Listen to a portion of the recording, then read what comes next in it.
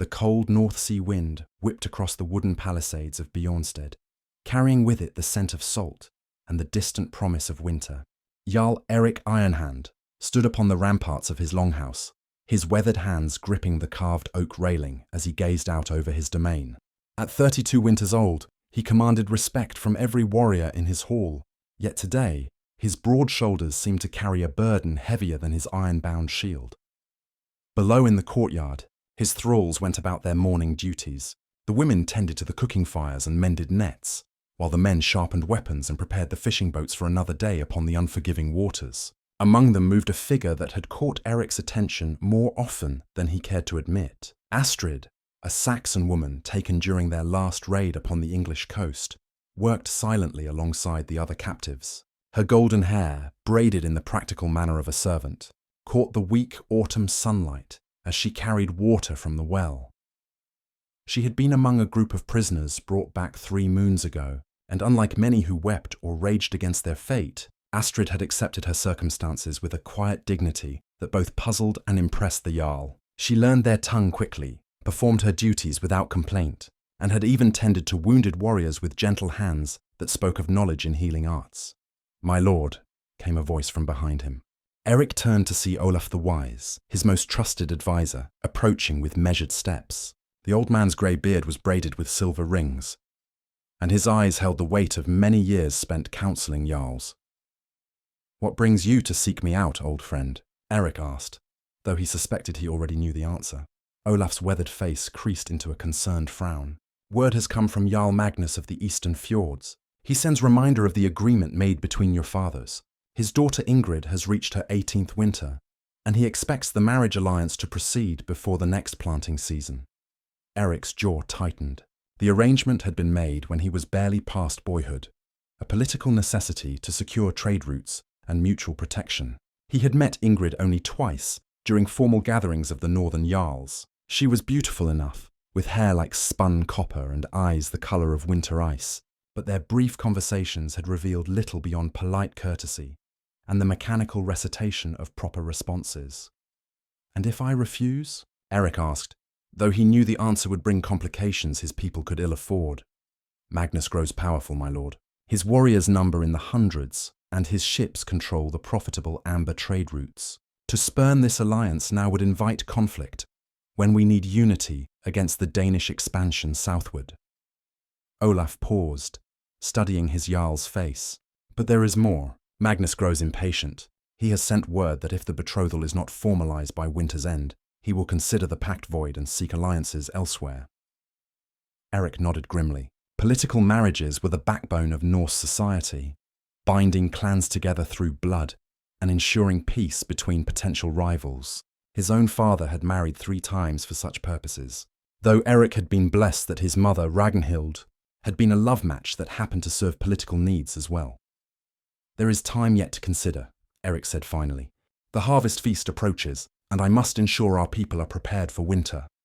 As if summoned by his thoughts, Astrid appeared in the courtyard below, helping an elderly thrall woman carry heavy baskets of grain to the storage houses. She moved with natural grace, her plain brown woolen dress doing little to disguise her inherent elegance.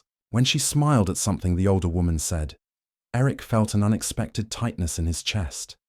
"My lord," Olaf said carefully, noting the direction of his gaze, "a word of caution." The Saxon woman. "There are whispers among the hall that you show her favour." Erik's eyes hardened. "I show favour to any who serve faithfully." "Of course, my lord, but appearances matter, especially now. Should word reach Magnus that your attentions are divided, it could complicate the negotiations." The Jarl was quiet for a long moment, watching as Astrid disappeared into the storehouse. When she emerged, she paused to help a child who had stumbled while chasing a goat, brushing dirt from the boy's knees with the same gentle care she had shown the wounded warriors. "Summon the household," Erik said abruptly. "Tonight we feast in honour of the coming harvest. Let it be known that all are welcome at my table, thrall and free alike." Olaf raised an eyebrow at this unusual proclamation, but nodded. "As you wish, my lord. Shall I send word to prepare the great hall?" "Yes, and Olaf!" Erik turned from the wall, his decision crystallizing like ice forming on still water. "Send no word yet to Magnus. There are matters I must resolve first." As the old advisor departed to carry out his orders, Erik remained upon the ramparts. The wind had grown stronger, bringing with it the scent of distant snow. Soon the seas would become too treacherous for raiding, and his people would huddle around their hearth fires, telling stories of heroes and gods while winter held the land in its grip. But tonight, there would be feasting and perhaps, if the gods willed it, clarity would come with the mead and firelight. The great hall of Bjornstead had been transformed for the evening's festivities. Torches blazed in iron sconces along the wooden walls, casting dancing shadows across the carved beams that depicted the deeds of Erik's ancestors. Long tables groaned under the weight of roasted boar, fresh bread, wheels of cheese, and clay jugs filled with honey mead. The air thrummed with conversation and laughter, as nearly 100 souls gathered to celebrate the approaching harvest. Erik sat in his carved oak chair at the high table, resplendent in his finest tunic of deep blue wool, fastened with silver brooches depicting ravens. To his right sat his younger brother Ragnar, a fierce warrior of 28 winters, whose scarred hands told tales of countless battles. To his left, the seat reserved for an honored guest or wife remained conspicuously empty. "Brother," Ragnar said, leaning close to be heard over the revelry, "this feast is unusually grand for a simple harvest celebration. The men whisper that you have some announcement to make." Erik's grey eyes surveyed the hall, taking in the faces of his people. Free men and their families occupied the tables closest to the high seat, while thralls and servants sat toward the back, though tonight the usual rigid divisions seemed softened by the abundance of food and drink. "Perhaps I simply wish to ensure our people are well fed before winter's grip tightens," Erik replied, though his gaze had found Astrid where she sat among the other household servants. She wore a clean dress of undyed wool, and someone had woven small wildflowers into her golden braids. The simple adornment made her appear almost ethereal in the flickering torchlight.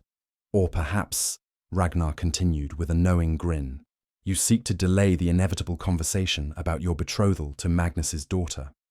Before Erik could respond, old Bjorn the Scald rose from his place near the fire pit, his staff tapping against the stone floor for attention. The grizzled storyteller had served Erik's father before him, and his voice could still carry to every corner of the hall despite his advanced years. "My Jarl," Bjorn called out, "grant us a tale this night. Tell us of heroes and their great loves, of choices that shaped the fate of nations." A cheer arose from the assembled crowd, cups raised in encouragement. Erik felt the weight of expectation settle upon him like a mantle. It was customary for the Jarl to speak at such gatherings, to inspire his people with words of wisdom or tales of glory. Erik stood slowly, and the hall fell silent, save for the crackling of flames. "You wish to hear of great loves and fateful choices?" he asked, his voice carrying easily across the space. "Then listen well, for such tales are not always found in distant lands or ancient times." He stepped down from the high table, walking among his people as he spoke. There once was a chieftain who found himself bound by duty to marry a woman he barely knew, to seal an alliance that would benefit his clan. It was the way of things, the path his father had chosen for him, before the chieftain had even grown his first beard. Murmurs rippled through the crowd. This was not the typical saga of gods and monsters they had expected. But the gods, in their wisdom or their jest, placed in this chieftain's path a captive from a distant land. She was not of his people, not born to wealth or status. Yet in her eyes, he saw something that stirred his heart, like no political alliance ever could. Erik's path had brought him near the servants' table, close enough to see Astrid's startled expression as she realized the tale was not so fictional after all. Her cheeks had flushed pink, and she kept her eyes downcast, though he could see her hands trembling slightly where they rested on the wooden table. The chieftain faced a choice, Erik continued, his voice growing stronger. Honor the arrangements of his fathers and secure his people's future through calculated marriage, or follow his heart toward an uncertain path that could bring either great joy or great ruin. Ragnar had risen from his seat, concern clear on his weathered features. Around the hall, conversations had died completely as everyone strained to catch every word of their Jarl's unprecedented declaration. "What say you, my people?" Erik asked, spreading his arms wide. "Should a man always bow to duty, even when his heart calls him toward a different shore?" For a moment, silence reigned. Then Ulf the blacksmith, a man known for his practical wisdom, spoke up from his place near the fire. A leader's first duty is to his people, my Jarl. But a man with no passion in his heart cannot inspire passion in others. I, called out Helga, the eldest woman of the settlement. I have seen marriages made for politics crumble into bitterness. Better a union blessed by the gods of love than one cursed by reluctant vows. More voices joined in, some supporting duty and tradition, others arguing for the power of true affection. The debate grew heated, with men pounding fists on tables and women gesturing emphatically as they made their points. Through it all, Erik watched Astrid. She had raised her head now, meeting his gaze directly for the first time since she had been brought to his hall. In her blue eyes he saw not the resignation of a thrall, but something deeper. Hope, perhaps, or recognition of a kindred spirit who also stood at a crossroads. The argument was interrupted by the arrival of an unexpected guest. The great doors of the hall burst open, admitting a blast of cold air and 3 travel-stained warriors. Their leader, a man of middle years with iron-grey hair and a magnificent cloak trimmed with ermine, strode forward with the confidence of high birth. Jarl Erik Ironhand, the man announced in a voice accustomed to command. I am Thorvald, emissary of Jarl Magnus. I bring word from the eastern fjords regarding the marriage compact between our houses. Erik's jaw tightened as he recognized the diplomatic crisis approaching like a winter storm. The timing could not have been worse, arriving in the midst of his unprecedented public confession. Welcome to my hall, Thorvald, Erik replied formally, though his mind raced to consider the implications. You arrived during our harvest feast. Come, take place at my table and share our bread and salt. As the emissary and his men were escorted to seats of honor, Erik caught Astrid's eye once more. What he saw there was not fear, but a quiet understanding that their moment of possibility was about to be tested by the harsh realities of politics and power. Thorvald accepted the horn of mead offered by Erik's servants, but his stern expression remained unchanged as he surveyed the festive hall. The emissary's weathered features spoke of many years spent in diplomatic service, and his pale blue eyes missed nothing as they swept across the assembled crowd. When his gaze lingered on the mixed seating of free folk and thralls, Erik caught the slight tightening around his eyes that suggested disapproval. Your hospitality is legendary. Jarl Erik, Thorvald said, raising his drinking horn in formal acknowledgement, as is your unconventional approach to leadership. The words carried an edge that was not lost on anyone within hearing. Erik resumed his seat at the high table, gesturing for his brother Ragnar to pour wine for their unexpected guests. The hall had grown quieter, though conversations continued in subdued tones as his people strained to overhear the diplomatic exchange. I find that treating all souls with dignity strengthens rather than weakens a leader's authority, Erik replied carefully. But surely you have not travelled through autumn storms merely to discuss my household customs. Thorvald set down his horn and reached into a leather pouch at his belt, withdrawing a scroll sealed with red wax. I bring formal word from Jarl Magnus regarding the marriage compact between your houses. The document bears his seal and that of the regional assembly. Erik accepted the scroll, noting the weight of the parchment and the elaborate nature of the seals. Such formality suggested that Magnus was taking no chances with potential delays or misunderstandings. As he broke the wax and unrolled the document, the Latin words, mingled with runic script, told him that Magnus had even secured the blessing of Christian priests alongside the traditional Norse ceremonies. The terms are clear, Thorvald continued as Erik read. The marriage between yourself and Lady Ingrid is to take place before the winter solstice. The dowry has been prepared, and arrangements have been made for the ceremony to take place at the great temple of Gamla Uppsala, witnessed by jarls from across the northern territories.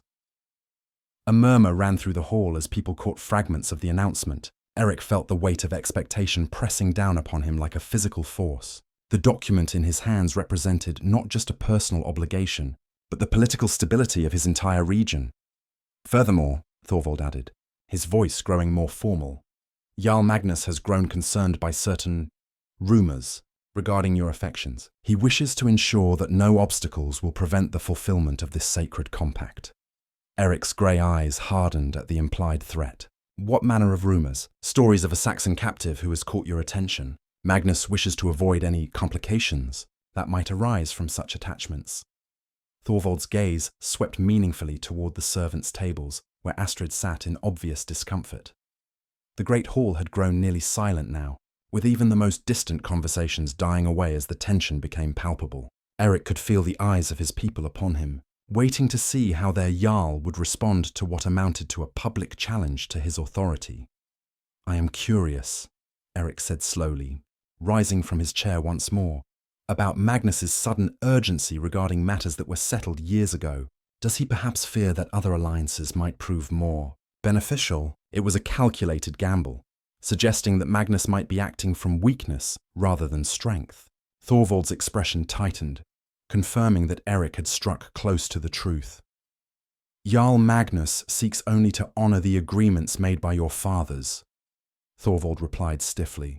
"However, he is not without other options should this compact prove unsuitable." The threat was now explicit. Erik glanced toward his brother Ragnar, whose hand had moved instinctively to rest on the hilt of his sword. Around the hall, other warriors had noticed the shift in tone, and the atmosphere grew charged with potential violence. "I see," Erik said quietly. "And what of Lady Ingrid's wishes in this matter? Surely a woman of her station deserves some consideration regarding her future husband's character and disposition." Thorvald's laugh held no warmth. "Lady Ingrid understands her duty to her clan, as should any well-born woman. She requires no special consideration beyond the honor of marriage to a respected Jarl." The dismissive tone sparked anger in Erik's chest, but before he could respond, an unexpected voice cut through the tension. "My lord," Astrid had risen from her place among the servants, her clear voice carrying across the suddenly silent hall. "If I may speak?" Every head turned toward her in shock. For a thrall to interrupt a formal diplomatic exchange was not merely unusual, it was potentially dangerous. Thorvald's face darkened with outrage at such presumption. "You dare," he began, but Erik raised a hand for silence. "Let her speak," Erik commanded, his eyes locked on Astrid's face. In her expression he saw not reckless defiance, but a quiet determination that reminded him why she had first caught his attention. Astrid stepped forward, her hands clasped before her in a gesture of respectful humility, though her spine remained straight. "Honored emissary, I mean no disrespect to you or to your lord, but I have served in this hall for 3 months, and I have seen how Jarl Erik treats all who dwell here. His character is one of honor and compassion, traits that would serve any wife well, regardless of the circumstances of their union." She paused, her gaze moving between Erik and Thorvald. "If rumors speak of kindness shown to a captive, then they speak to his nobility, not his weakness. Any woman would be fortunate to marry such a man, whether for love or duty." The hall remained frozen in stunned silence. Astrid had managed to defend Erik while simultaneously removing herself as an obstacle to his marriage. A diplomatic masterpiece that would have impressed seasoned negotiators. Thorvald's expression shifted from outrage to grudging respect, though his voice remained stern. Pretty words from a thrall, but words do not alter the requirements of honor and duty. Erik felt something shift inside his chest as he watched Astrid bow her head in acceptance. In that moment, seeing her sacrifice her own hopes for his political necessities, he understood that his choice had already been made. "You speak truly of duty and honor," Erik said, his voice carrying a new note of resolve. "And it is in service of both that I must make my position clear."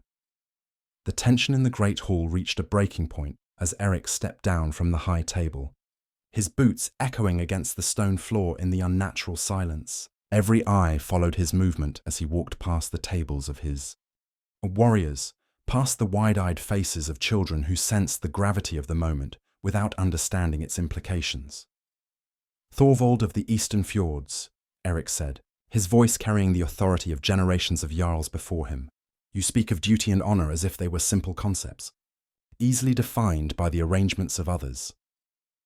The emissary's weathered face remained impassive, though his hand moved closer to his sword hilt. His 2 companions had similarly tensed, reading the dangerous shift in their host's demeanor. "But I have learned," Erik continued, "that true honor comes not from blindly following the paths laid out by our fathers, but from making choices that reflect our own understanding of right and wrong." He had reached the servants' tables now, where Astrid stood, frozen like a deer sensing the approach of wolves. Around her, the other thralls and house servants watched with expressions ranging from fear to fascination. My lord, old Olaf's voice carried from the high table, where he had risen in alarm. Consider carefully. I have considered, Erik interrupted, his grey eyes never leaving Astrid's face. I have considered the weight of political alliance against the value of genuine affection. I have weighed the security of predetermined arrangements against the strength that comes from freely given loyalty. Thorvald's voice cut through the hall like a blade. Jarl Erik, if you are about to make the mistake I believe you are contemplating, know that the consequences will extend far beyond your personal desires. Magnus commands 200 warriors and controls the northern trade routes. Your refusal of this marriage will mean war. Perhaps, Erik replied, reaching out to take Astrid's hand. She looked up at him with wonder and terror mingled in her blue eyes. But a man who cannot choose his own wife can hardly be trusted to choose his own battles. Gasps echoed through the hall as Erik gently pulled Astrid forward, away from the servants' table and toward the center of the room. She moved with hesitant steps, acutely aware that every person in the hall was watching her transformation from invisible thrall to the center of a political crisis. My lord, she whispered, you need not sacrifice everything for my sake. I am content with my station. Content, Erik repeated softly, loud enough for the hall to hear, a word that speaks of acceptance but not of joy. I have been content with my arranged future, Astrid, but contentment is not enough for a man who would lead others toward greatness. Ragnar had left the high table now, his scarred face dark with concern. Brother, think of our people. Think of the consequences of this choice. I am thinking of them, Erik replied, turning to address the entire hall while keeping Astrid's hand firmly in his own. I am thinking of what kind of leader I wish to be, one who follows orders given by dead men, or one who makes decisions based on wisdom gained through living. Thorvald's patience finally broke. This is madness! You would doom your entire settlement for a Saxon slave. The insult struck like a physical blow, and Erik's expression hardened into something dangerous. Choose your next words very carefully, emissary. You are a guest in my hall, but my hospitality has limits. She is a thrall, Thorvald shouted, gesturing toward Astrid with undisguised contempt. A captive taken in raid! She has no name, no family, no honor to bring to any union. Then I shall give her all three, Erik declared, his voice carrying across the hall like thunder. Before anyone could react, before the implications could be fully grasped, he pulled Astrid closer and pressed his lips to hers in a kiss that sealed his decision irrevocably. The great hall erupted. Some warriors cheered, caught up in the romantic drama of their Jarl's defiance. Others shouted in alarm, understanding the political catastrophe that had just unfolded. Women gasped and whispered among themselves, while children stared wide-eyed at the unprecedented scene. Astrid's initial shock melted into wonder as she returned the kiss, her hands coming up to rest against Erik's broad chest. In that moment, surrounded by chaos and the promise of conflict, they found a pocket of peace in each other's arms. When they finally separated, Erik kept his arm around Astrid's waist as he faced the outraged emissary. Tell Magnus that I honor the memory of our fathers, but I will not be bound by agreements made without my consent. If he wishes alliance with Bjornstead, he may offer it freely. But I will marry where my heart leads me. Thorvald's face had gone red with fury. You have just signed the death warrant of every soul in this settlement. Magnus will not suffer this insult. Magnus may try, Ragnar interjected, stepping up beside his brother with his hand openly resting on his sword hilt. But he will find that insult is a word with different meanings. Some might say that demanding a man abandon his chosen bride is itself an insult. Other warriors began to move forward, forming a protective circle around their Jarl and his unexpected choice. Whatever doubts they might have harbored about the political wisdom of Erik's decision, their loyalty to him personally was absolute. Erik looked down at Astrid, seeing in her face a mixture of joy and terror that mirrored his own emotions. Are you prepared for the storm that will follow this choice? She met his gaze steadily, her voice clear despite the chaos around them. I have weathered storms before, my lord, but never with someone willing to stand beside me through them. Then we face whatever comes together, Erik declared, raising his voice to address the hall.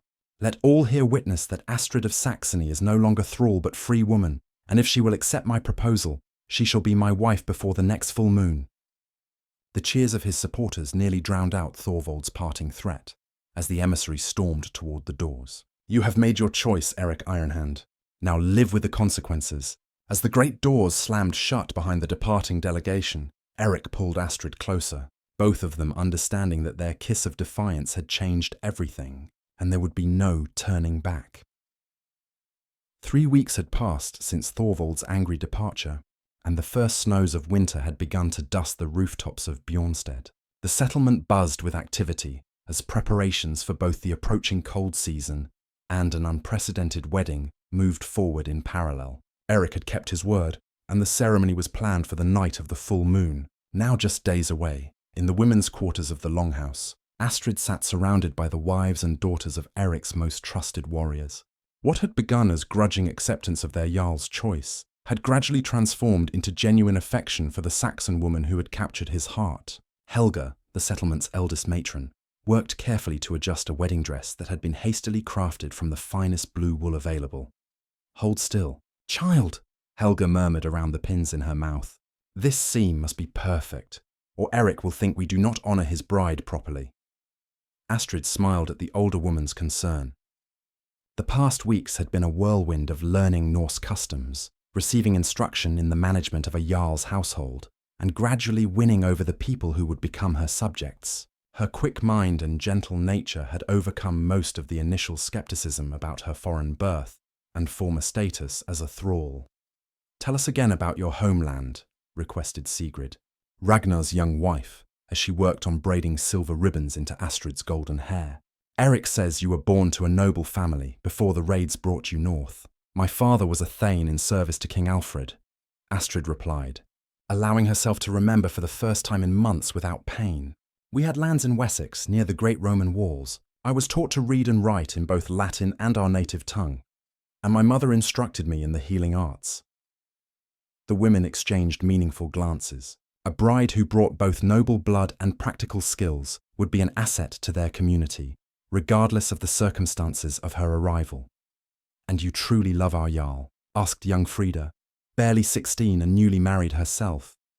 Astrid's expression softened, and she touched the silver pendant that Erik had given her as a betrothal gift.